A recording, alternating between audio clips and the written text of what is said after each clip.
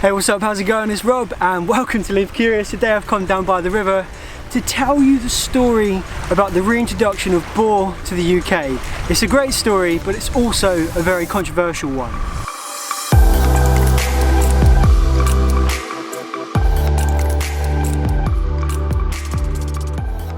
A wild boar can stand up to a metre from the ground and weigh between 60 to 100 kilograms. Being quite stocky and bristly animals, they're found in groups led by a female and her young. Males are solitary animals and bear short tusks protruding from their mouth. Being opportunistic omnivores, the majority of their diet is made up of many different roots, plants and small creatures they come across upon the floor. And in the UK, it's not only their presence which is controversial, but also their reintroduction.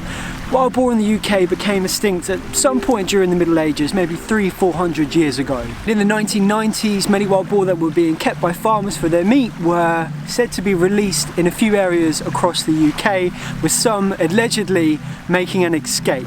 And today there's roughly 4,000 wild boar in the British countryside, with the largest population being in the Forest of Dean.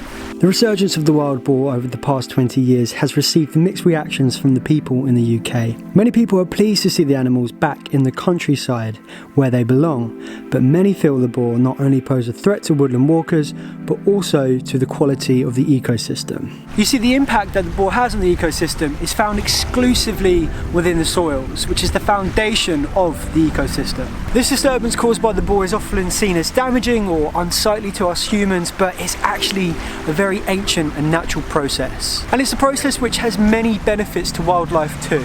Boar have an ability to decompact the earth, freeing up and loosening sterile earth for other plants to grow. They're called the gardeners of the woodland because they carry seeds on their wiry coats, spreading them within the broken earth. They've helped control the monoculture of bracken in woodlands, digging up much of it, and often what follows is a biodiverse mixture of woodland flowers and grasses. But sometimes this feeding can have a negative effect upon the natural regeneration of trees, with saplings being destroyed. And although they've been accused, there is very little evidence that the wild boar are damaging populations of the much-loved bluebells in the UK.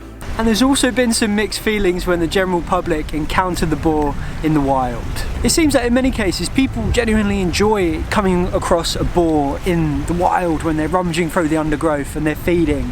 You can get respectfully close, but sometimes there's been circumstances when the boar have felt threatened, whether if it's by aggressive people or aggressive dogs.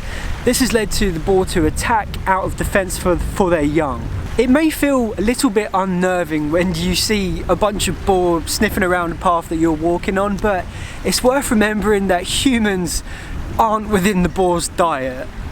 I think if people can just remain calm and keep a respectable distance and maybe keep aggressive or nervous dogs on a lead, I think there's very little chance of having a bad encounter with a boar.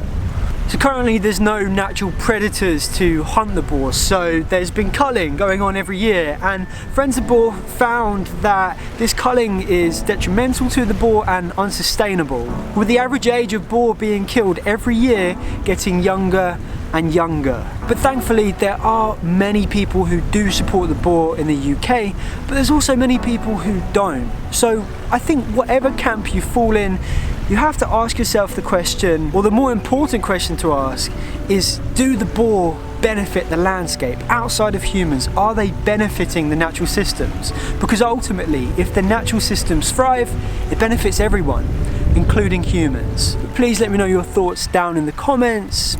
Thanks for watching. Live Curious.